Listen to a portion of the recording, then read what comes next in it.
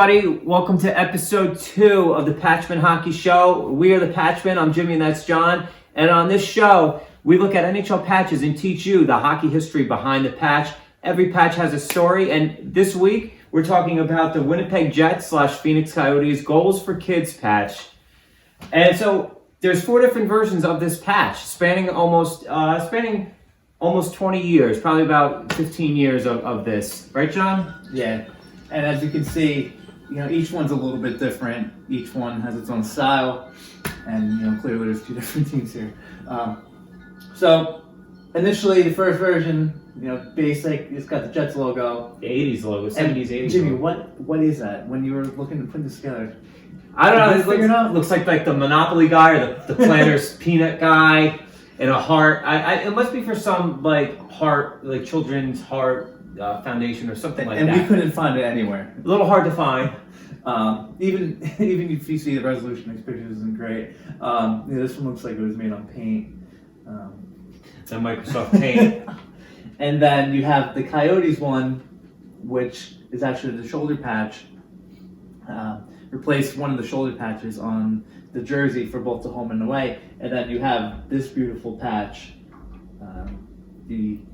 The main say it's a shoulder patch for the Goals for Kids, and so it's the only one that's a vertical patch. And this patch, when you look at it, John, left to right, it's like they started off with the first one, that's the old Jets logo, and apologies, couldn't find a better picture of the first version of this patch, but when you compare this Jets logo to that logo.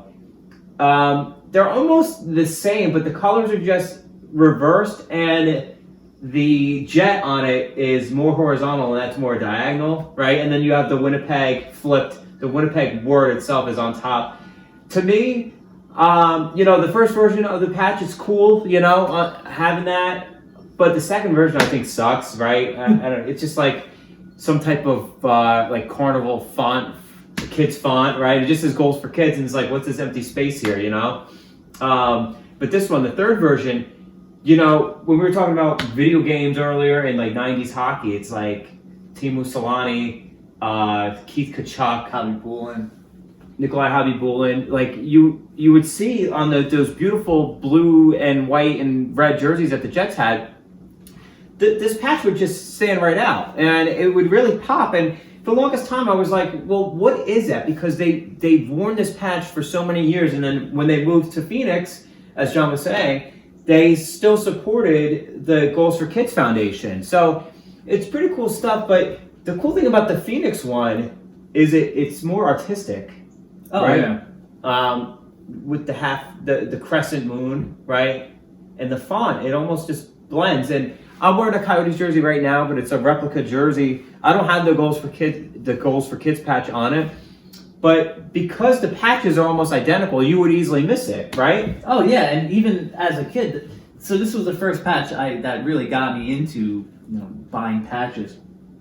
And it was only because as a kid, I would watch Keith Tkachuk and go through hockey magazines, and I would see with the Coyotes jersey they had a different one on one of the shoulders, and I just was curious. I had no idea what it was about. So when I did get the patch, we did a little bit of research. We figured it out.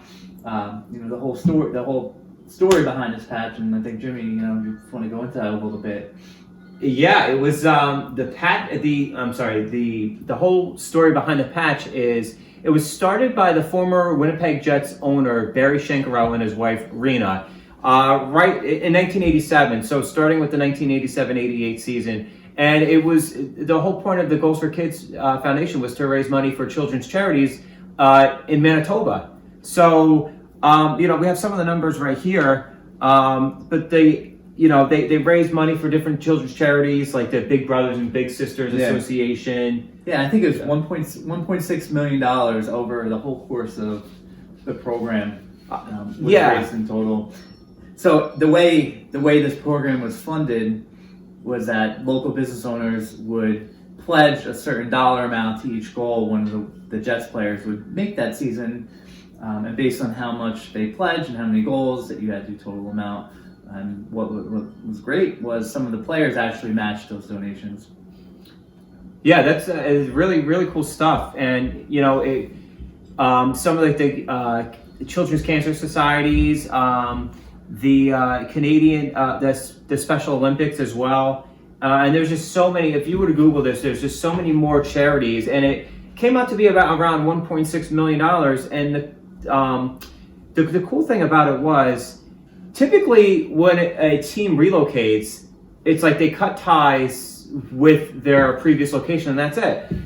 When the Jets moved to Phoenix in 1996, they still supported these foundations in Winnipeg for quite a few years, and it was up until the final season, from what we saw in the images, was the 2001-02 season, and then they just had both of the Phoenix Coyotes crescent patches on both shoulders going forward, and then they did a whole jersey. They switched the jerseys right to the Coyote head, and it just went on from there. So, you had roughly 20 years of the Goals for Kids Foundation, and there's not many patches that we've seen that have 4 iterations of the same patch. I mean, I can't think, maybe All-Star Game patches, maybe, but it's always different based on the city that it's in, right? So, and that goes back to the question when we talked about the first episode. Yeah, who's coming up with these? Who was designing this? Who's designing it? Who's throwing on jerseys?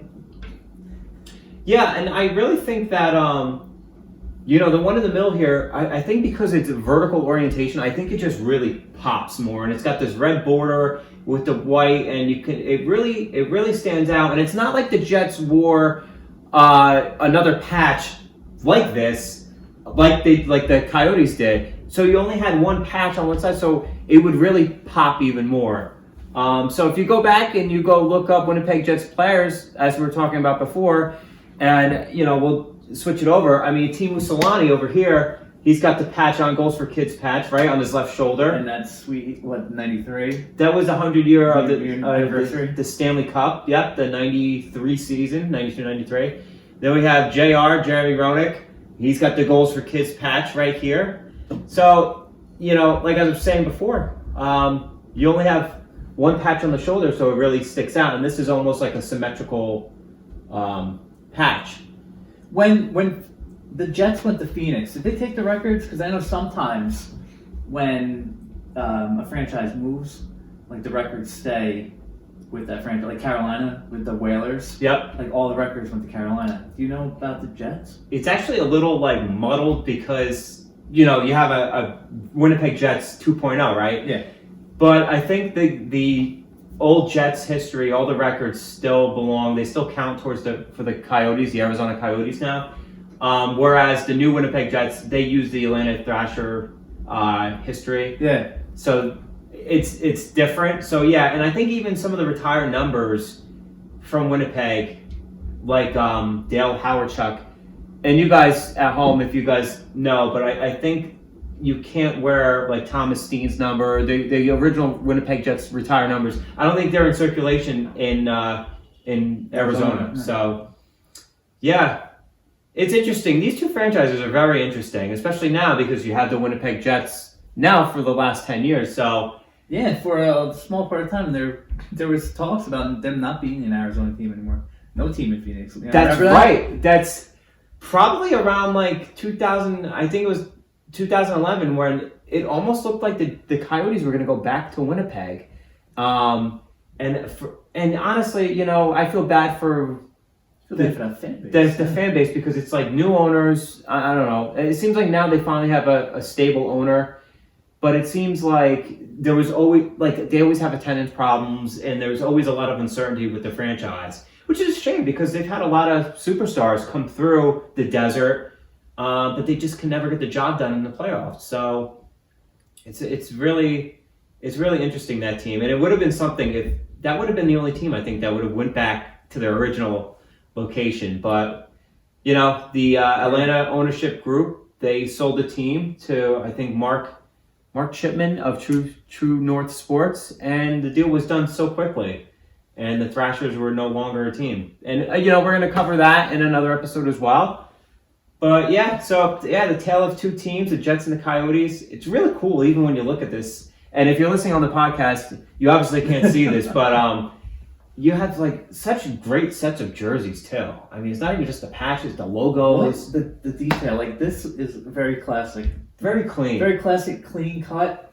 You have this like the details in the details in arms, like the neck, the kachina, the pad, the trim. Like you have all these like. I mean, I'm freaking wearing it, but like this was the jersey. Like if you want to wear a jersey to school and you had this one, yeah, this was the this jersey. Is what you wanted. Yeah, and you know what too? It's like when you're a team that relocates and you have a classic jersey, you want to be sure that you don't have a horrible jersey, right? So I think the transition. Look at Hartford and Carolina. Yeah, I mean, how do you go from the navy blue, that beautiful navy blue, which I think is underrated, of that Whalers jersey, to the Hurricanes jersey? Which I don't think that Hurricanes jersey is too bad, but it's not like that. And this, I think, is like, you go from a 10 out of 10 to a 10 out of 10, I would say. I mean, yeah. I love them both equally. What about you? Yeah, no, I think they're great. I love the Nike helmet and the Jofa helmet. The Jofa, the meatball bucket. Like the Coho gear. Wood stick, right? That wasn't a composite stick. No way. Yeah. And then, yeah, you can see the 90s right here, right? How it evolved, the game evolved, the Nike helmets, yeah. It's amazing, too, like, you'll notice the helmets as well. I think it'd say, like, Coyotes on it, right? And I think even back there it says Winnipeg. It's hard to see in the picture.